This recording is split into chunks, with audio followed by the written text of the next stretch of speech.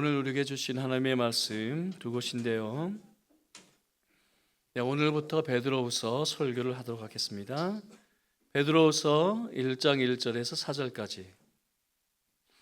먼저 베드로후서 1장 1절에서 4절까지 하나님의 말씀을 듣겠습니다.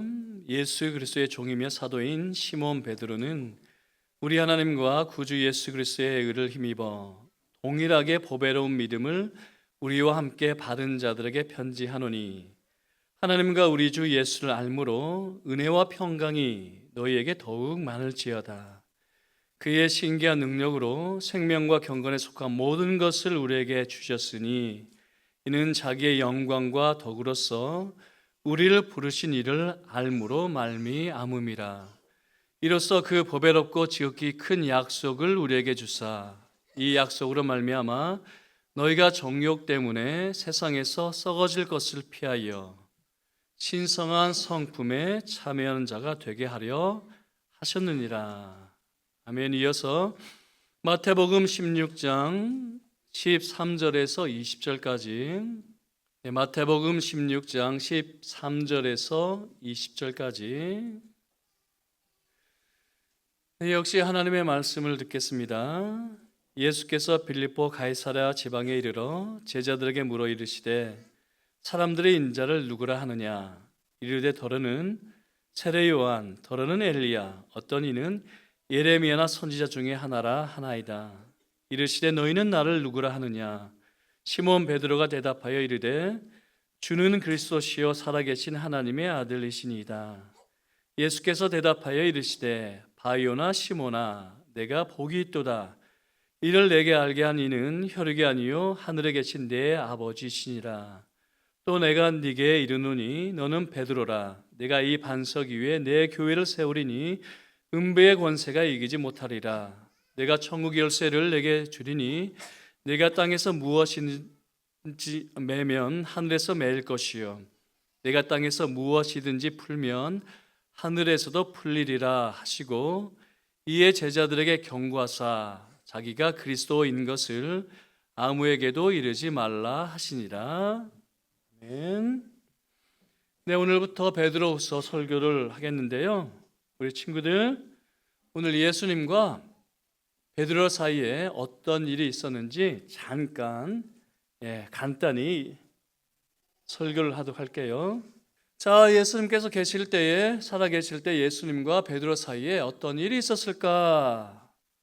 몇 가지 사건이 있는데 우선은 마태복음 16장에 가이사랴 지방에 있었던 일하고 그리고 요한복음 21장에 갈릴리 바다에서 있었던 일, 마태복음 16장에 가이사랴 지방에서 있었던 일과 요한복음 21장에 갈릴리 바닷가에서 있었던 일, 그리고 그 사이에 예수님과 베드로 사이에 어떤 일이 있었는지 보도록 하겠습니다.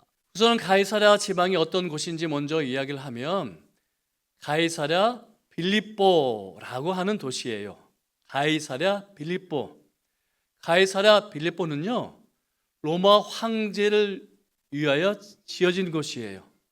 그래서 거기에는 로마 군대가 있었고 가이사랴 지방에 로마 군대가 있었고 또 로마 사람들은 로마 황제를 신으로 모셨는데 또 황제를 위한 신전도 있었어요. 두 가지가 있었는데 무엇이 있었다? 로마 황제의 군대 그리고 로마 황제를 위한 신전이 있었어요. 자, 그곳으로 예수님께서 베드로와 그리고 제자들을 데리고 가셨어요. 그곳에서 예수님께서 제자들에게 물으셨죠. 사람들이 나를 누구라 하느냐라고 물으셨는데 그러자 제자들이 대답을 했어요. 어떤 사람들은 세례 요한이라고 합니다.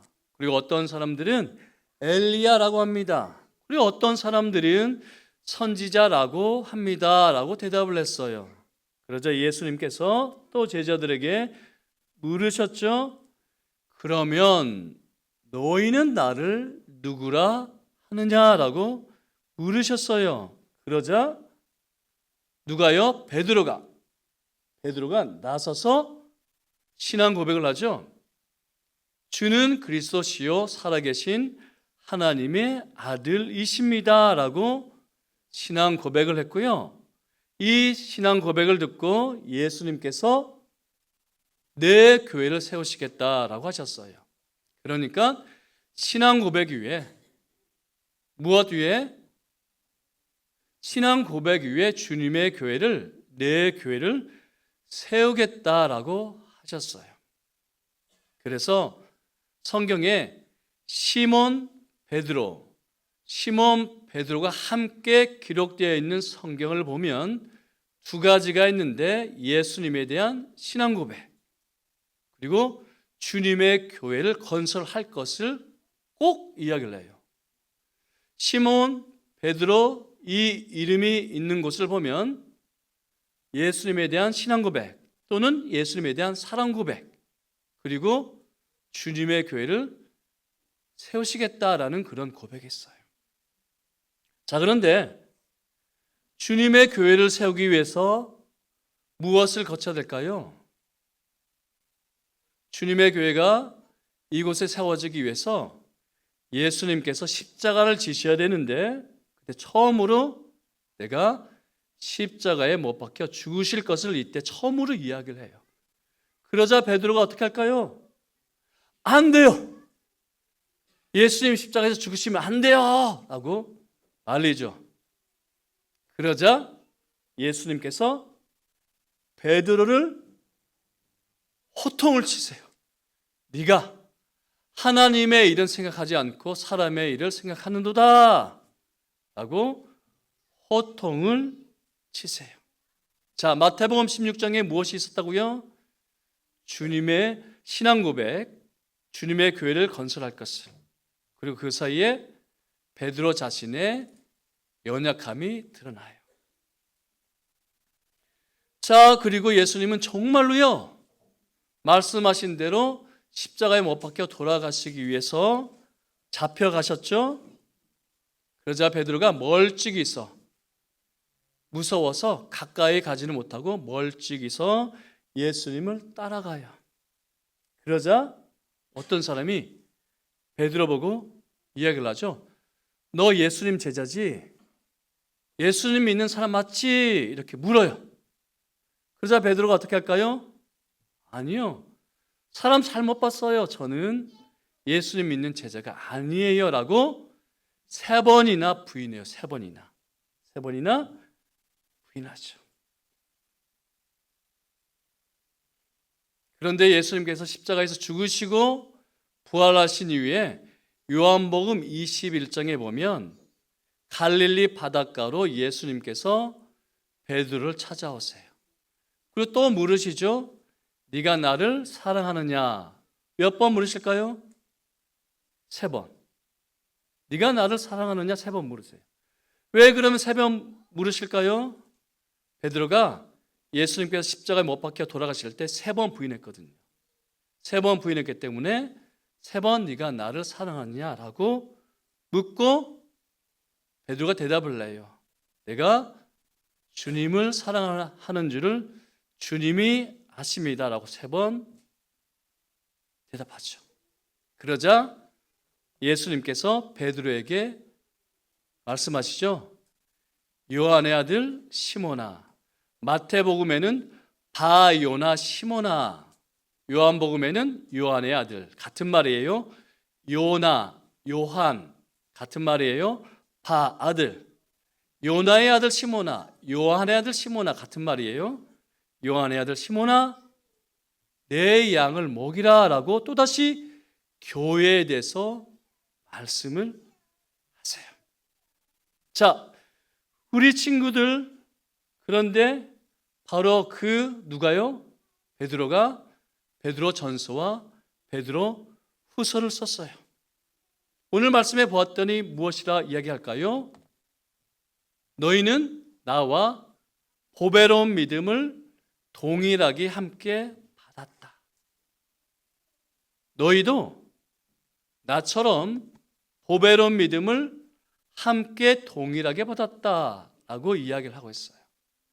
그러면 너희도 쉽게 이야기하면 나처럼 될 수 있다, 이런 뜻이에요. 사도 베드로가 어떻게 했죠? 예수님을 믿었지만 예수님을 부인하기도 했고요. 그렇죠? 예수님을 떠나기도 했는데 결국 예수님을 사랑하는 사람으로 바뀌죠. 그렇죠? 사랑하는 사람 바뀌죠? 우리도 베드로처럼 약하고 어떤 때는 예수님을 부인하고 예수님을 떠나기도 하지만 보배로운 믿음을 함께 받았기 때문에 예수님을 사랑하는 사람으로 예수님께서 바꿔주신다, 이런 뜻이에요. 베드로처럼 실수도 많고 잘못도 많고 심지어 예수님을 부인하기도 하지만 예수님은 우리를 반드시 예수님을 사랑하는 사람을 바꿔주신다. 왜요? 보배로운 믿음을 동일하게 함께 받았기 때문에. 자, 그러면 우리 친구들 보배로운 믿음을 받았나요? 예수님을 믿는 믿음이 있나요? 네, 그러면 이후에 정말로 예수님 사랑해요. 그래서 제가 가장 아끼는 것도 예수님 때문에 포기할 수 있어요 라고 고백할 수 있게 되길 바라요. 아시겠죠? 네, 예수님을 정말로 진심으로 사랑하는 사람이 되기를 바랍니다. 네, 베드로전서 설교를 시작하면서 저는 우리 그리스도인들이 마치 미운 오리 새끼와 같다 했었습니다. 왜냐하면 세상은 우리 그리스도인들 냉대하고 심지어 멸시하는데 자기들과 다르기 때문이죠. 그렇죠? 곧 품종이 다르기 때문입니다. 요한복음에 따르면 우리는 하늘에서 다시 태어났지만 세상은 땅에 속하기 때문이고, 그리고 베드로전서에 따르면 우리는 항상 있고 살아있는 하나님의 말씀으로 거듭났지만 땅에 속한 모든 것은 썩고 더럽고 쇠하기 때문입니다. 그리고 우리는 썩지 않고 더럽지 않으며 쇠하지 않는 유업을 하늘에 가지고 있지만 베드로전서에서 그렇게 말씀하고 있죠. 썩지 않고 더럽지 않으며 쇠하지 않는 유업을 하늘에 가지고 있고, 그리고 오늘 읽은 베드로후서 1장에 따르면 우리는 신성한 성품 곧 하나님의 본성에 참여했기 때문입니다. 자, 정리를 하면 우리 그리스도인들은 항상 있고 살아있는 하나님의 말씀으로 다시 태어났기 때문에 외적으로는 썩지 않고 더럽지 않으며 쇠하지 않는 기업을 하늘에 간직하고 있고, 내적으로는 신성한 성품 곧 하나님의 본성에 참여한 자가 되었습니다. 믿으시나요? 성경이 말씀하고 있는 우리 그리스도인들의 모습입니다. 구체적으로 첫째, 우리도 하나님과 주 예수님을 알아서 은혜와 평강을 얻었고, 둘째, 우리도 생명과 경건에 속한 모든 것을 받았으며, 그리고 셋째, 사도들뿐만 아니라 우리도 하나님의 본성에 참여한 자가 되었습니다. 하지만 우리는 이러한 사실을 쉽게 받아들이지 않죠. 왜냐하면 베드로는 사도이기 때문에 우리가 알지 못하고 있는 많은 은사를 받았지만 우리는 일개 성도에 불과하다라고 여기기 때문입니다. 그래서일까요? 사도 베드로는 베드로전서와 달리 베드로후서에서는 자신을 시몬 베드로라고 하고 있습니다. 자신을 시몬 베드로라고 소개함으로써 나도 너희와 같은 연약한 존재였다라는 것을 은연중에 강조하고 있다, 이런 뜻입니다. 자, 무슨 말인가 하니 시몬은 성이고 베드로는 이름이 아니라는 것은 다들 알고 계시죠, 그렇죠? 시몬 베드로라고 써서 시몬은 성이고 베드로는 이름이 아닙니다. 시몬, 유대식 이름으로 시므온, 헬라어로 시몬, 유대식 이름으로 시므온이 진짜 원래 이름이고 베드로는 예수님께서 지어주셨죠. 자, 그런데 성경에서 시몬과 베드로가 함께 쓰일 때는 두 가지를 항상 강조합니다. 첫째, 예수님에 대한 믿음. 둘째, 교회의 건설을 강조합니다. 자, 오늘 함께 읽은 마태복음 16장이 대표적인데요. 간단히 이야기를 하면 시몬이 제자들 대표하여 신앙 고백을 하죠. 주는 그리스도시요 살아계신 하나님의 아들이십니다 라고 고백을 합니다. 그러자 예수님께서 시몬의 이름을 베드로 반석으로 고쳐주셨고요. 주님의 교회를 세우시겠다라고 하셨습니다. 자, 그런데 곧이어 어떤 일이 일어날까요? 예수님께서 제자들에게 처음으로, 성경에 따르면 비로소 처음으로 십자가 죽음에 대해서 말씀하시자 시몬 베드로가 그러시면 안 됩니다 라고 말리지 않습니까? 그래서 호통을 듣죠. 이렇게 시몬이라는 이름과 베드로라는 이름이 함께 등장할 때는 예수님에 대한 신앙 고백 그리고 교회 건설이 함께 등장하고 그 사이에 시몬 베드로의 연약함이 또 등장합니다. 자, 그리고 오늘 읽지 않은 요한복음 21장을 보면 역시나 시몬이라는 이름과 함께 베드로라는 이름도 그 본문에 기록되어 있습니다. 장면은 이렇죠. 부활하신 예수님께서 갈릴리 바닷가로 시몬을 찾아오셨습니다. 그때 예수님께서 3번 베드로에게 물으시죠. 네가 나를 사랑하느냐? 왜냐하면 시몬 베드로가 대제사장의 뜰에서 예수님을 3번 부인했기 때문입니다. 그래서 예수님께서 시몬 베드로에게 물으시는데 요한의 아들 시몬아, 바요나 시몬아, 같은 말이에요. 요한의 아들 시몬아, 바요나 시몬아, 네가 나를 사랑하느냐? 3번 물으신 이후에 내 양을 먹이라 하셨습니다. 역시나 여기서도 예수님에 대한 사랑 고백과 함께 내 양을 먹이라 교회에 대해서 말씀을 하십니다. 그리고 그 사이에 예수님을 3번씩이나 부인했던 베드로의 연약함이 드리워져 있죠. 그래서 베드로가 사도 베드로라 하지 않고 시몬 베드로라고 하는 이유는 나도 너희와 같이 연약한 존재였다. 나도 예수님을 부인했던 사람이었다. 이런 것을 은영중에 강조하고 있습니다. 그런데 연약함만 공유하고 있나요? 우리가 사도 베드로와 연약함만 공유하고 있나요? 아니죠. 보배로 믿음을 공유하고 있습니다. 사도 베드로가 강조하고 싶은 게 바로 이거예요. 나와 너희는 연약함을 공유하고 있다. 그러나 더 중요한 것은 보배로 믿음을 동일하게 함께 공유하고 있다, 이런 뜻입니다. 그래서 여러분, 소망을 품어보기를 간절히 원합니다. 현실의 연약함과 우리의 연약함에 굴복하는 대신에 우리 하나님과 예수님의 이름을 알므로 말미암아 보배로 믿음을 받았으니 우리도 오늘 본문에서 말씀하고 있는 참 그리스도의 모습을 갖게 되기를 간절히 소망합니다. 첫째, 우리 안에 은혜와 평강이 더욱 많아지기를 소망합니다. 자, 그럼 은혜는 무엇일까요? 은혜는 이렇게 정의할 수 있겠죠?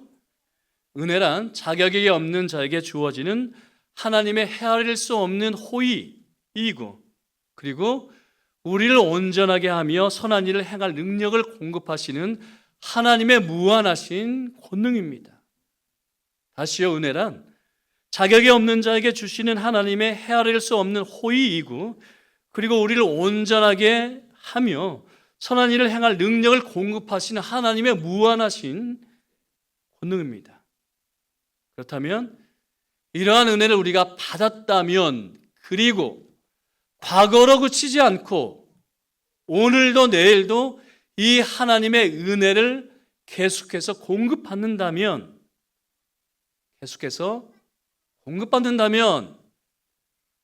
우리의 모습은 어떤 모습일까요? 먼저 내가 자격 없는 자라는 것을 뼈저리게 알고 있기 때문에 모든 것을 다 이룬 이후에도 나를 내세우는 대신에 하나님의 은혜라 고백합니다. 그리고 선줄 아는 자는 넘어질까 조심하라는 말씀을 항상 마음에 두고 있어서 내가 할 수 있다 생각하는 작은 일이든지 또는 내가 할 수 없다 생각하는 큰 일이든지 간에 하나님께서 공급하신 능력으로만 하려고 하죠. 그리고 내가 여기까지 올 수 있었던 것도 하나님의 은혜인 줄 알기 때문에, 그러니까 내가 이룬 것들은 나의 노력이나 성취의 결과가 아닌 줄 알기 때문에 다른 사람들 쉽사리 판단하거나 정죄하지 않습니다. 왜냐하면 나나 너나 우리 모두가 별반 다르지 않다는 것을 너무나 잘 알고 있기 때문입니다. 모두 하나님의 은혜가 없으면 어리석고 무능력하지 않습니까? 그래서 쉽사리 판단하거나 정죄하는 대신에 오히려 긍휼히 여기고 자비를 베풀죠. 하나님의 은혜를 아는 사람은 판단과 정죄 대신에 긍휼과 자비를 베풉니다. 그리고 하나님의 은혜를 아는 사람은 평강을 누리는데, 우리가 얻은 구원도 내가 이룬 것이라고 하면 내가 어떻게 하느냐에 따라 달라지겠지만 하나님과 예수 그리스도의 의를 힘입어서 얻은 것이기 때문에 염려할 일이 없죠. 그렇죠? 하나님의 구원이 내가 이룬 것이라고 한다면, 내가 성취한 것이라고 한다면 역시나 내가 이후에 어떻게 하는지에 따라서 달라지겠지만 우리 하나님과 예수 그리스도를 알므로 값없이 받은 것이기 때문에 우리의 구원은 결코 흔들 일이 결코 없습니다.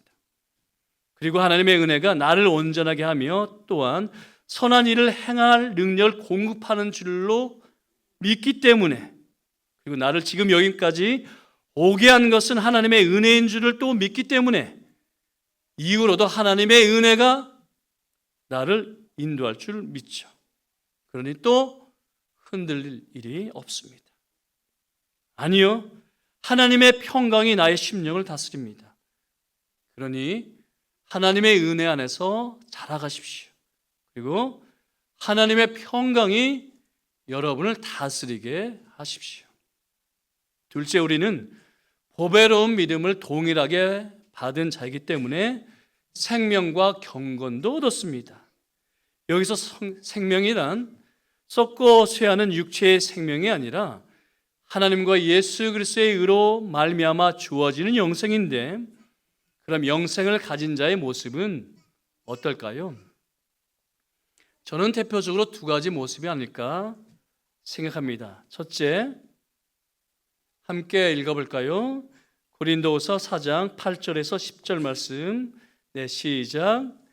우리가 사방으로 우겨쌈을 당하여도 쌓이지 아니하며 답답한 일을 당하여도 낙심하지 아니하며 박해를 받아도 버림받지 아니하며 거꾸러뜨림을 당하여도 망하지 아니하고 우리가 항상 예수의 죽음을 몸에 짊어짐은 예수의 생명이 또한 우리 몸에 나타나게 하려 합니다.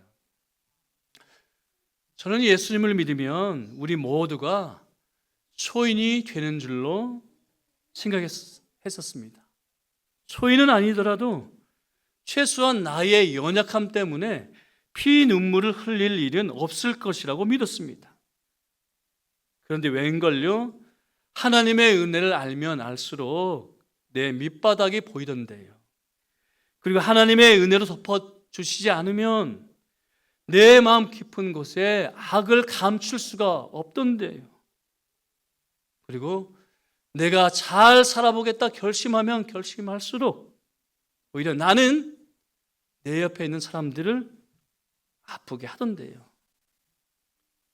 그리고 나를 주저앉혔던 환경의 열악함도 달라질 것이라고 믿었지만 웬걸요. 마치 다윗이 골리앗을 죽인 이후에 궁정으로 잠시 들어갔지만 즉시 광야로 내쫓기는 것처럼 저도 하나님께서 광야로 부르시던데요.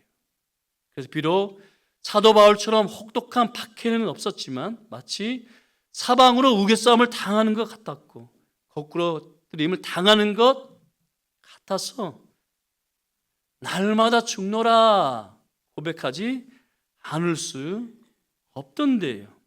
그러나 사방으로 우겨싸움을 당하여도 하나님께서 피할 길을 내셨고 거꾸로 뜨림을 당했지만 소망을 하나님께서 주셨으며 날마다 죽노라 고백했지만 거기서 예수님의 생명이 나타나던 대로 내가 죽는 곳에서 내가 나를 꺾는 곳에서 예수님의 생명이 나타나던데요. 그래서 고린도서 6장 9절에서 10절 말씀 무명한 자 같으나 유명한 자여 죽은 자 같으나 보라 우리가 살아있고 징계를 받는 자 같으나 죽임을 당하지 아니하고 근심하는 자 같으나 항상 기뻐하고 가난한 자 같으나 많은 사람을 부유하게 하고 아무것도 없는 자 같으나 모든 것을 가진 자로다. 역설도 이런 역설이 있을까요? 그렇죠? 역설도 이런 역설이 있을까요? 그러나 우리는 그리스도 예수 안에서 감히 이런 역설을 말할 수가 있는데 왜냐하면 우리도 사도와 함께 보배로운 믿음을 동일하게 받았기 때문입니다. 믿으시죠? 그리고 경건이란 하나님을 닮음인데 경건이란 하나님을 닮음인데 우리 그리스도인들은 마치 붕어빵처럼 하나님과 부전자전이라는 뜻입니다. 할까 말까 고민했는데 농담 하나 할까요? 네, 작년 초 즈음이었던 것 같습니다. 사택 엘리베이터에서 종종 만나는 비슷한 나이 또래의 아저씨가 있습니다. 어느 날 제게 이런 말을 했습니다. 목사님이시죠? 그래서 제가 웃으면서 아니 어떻게 하셨어요? 라고 물었죠. 얼굴에 다 써 있어요. 참 다행이라고 생각했습니다. 정말 다행이라고 생각했습니다. 헛 믿지 않은 것 같았기 때문입니다.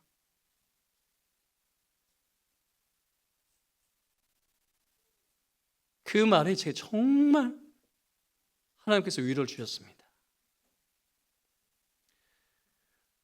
사랑하는 한금교회 교우 여러분, 우리 그리스도인들은 세상과 품종이 다르다고 그랬죠. 세상과 품종이 다릅니다. 얼굴이 당연히 다를 수밖에 없습니다. 세상의 얼굴은 부패와 탐욕이지만 우리 그리스도인들의 얼굴은 생명과 경건이기 때문입니다. 그러니 부디 생명과 경건을 풍성히 맺어 가시기를 간절히 바랍니다. 셋째, 우리는 사도와 함께 보배로운 믿음을 동일하게 받았기 때문에 하나님의 본성에 참여했습니다. 왜냐하면 하나님께서 우리에게 보배롭고 지금 큰 약속을 주셨기 때문이죠. 그런데 여기서 약속이란 하나님과 주 예수 그리스도와의 사귐인데요. 또 다른 사도인 요한은 우리가 받은 약속을 이렇게 표현했습니다. 요한일서 1장 3절 말씀 우리가 보고 들은 바를 너에게도 전함은 너희로 우리와 사귐이 있게 하려 함이니 우리의 사귐은 아버지와 그의 아들 예수 그리스도와 더불어 누림이라. 약속을 사귐으로 표현하고 있죠. 복음을 사귐으로 표현하고 있어요. 복음을, 약속을 사귐으로 표현하고 있어요. 그런데 우리의 사귐은 무엇일까요? 사도들의 사귐은 무엇일까요? 하나님 아버지와 그의 아들 예수 그리스도와 더불어 누림이라. 하나님께서 사람을 하나님의 형상대로 지으셨습니다. 그렇다면 피조물 중에 유일하게 사람이 하나님의 본성을 담지하고 있다, 이런 뜻입니다. 자, 여러분, 하나님께서 지으신 만물을 통해서도 하나님의 영원하신 능력과 신성을 엿보아 알 수 있다라고 하고 있죠, 그렇죠? 로마서 1장 말씀. 하나님께서 지으신 만물을 통해서 하나님의 영원하신 능력과 신성을 엿보아 알 수 있대요. 그런데 하나님의 형상으로 우리가 지음을 받았다고 한다면 하나님의 본성을 우리 안에 담지해 두셨다, 이런 뜻입니다. 그런데 아담의 죄악으로 말미암아 하나님과의 사귐은 깨어졌고 사람 안에 있는 하나님의 형상도 파괴되었습니다. 그러자 참 하나님의 형상이신 예수님께서 오셨고 하나님과 우리 사이에 사귐을 회복시키셨고 우리 안에 하나님의 형상을 회복시키셨습니다. 따라서 우리는 보배롭고 지극히 큰 약속을 받았으니 그 결과로 신성한 성품에 참여한 자가 되었다, 이런 뜻입니다. 여기서 핵심은 참여인데요. 참여. 하나님의 본성에 참여를 했기 때문에 변화와 성숙을 반드시 이룬다, 이런 뜻입니다. 자, 그런데 안타깝지만 우리에게 이런 체험이 없어서 하나님의 본성에 참여한다는 것이 과연 무엇인지, 하나님의 본성에 참여하게 되면 어떻게 변화와 성숙을 이룰 수 있는지 참 낯설합니다. 그만큼 우리 신앙의 깊이가 얕다는 증거이죠. 그러나 여러분, 고매한 인격을 가지신 그런 사람을 만나본 적이 있나요? 대화를 나누어 본 적이 있나요? 그분이 뿜어내는 인격이 마음을 흔들지 않던가요? 그분이 내뱉는 그 말이 양심을 찌르지 않던가요? 하물며 사람이 그러한데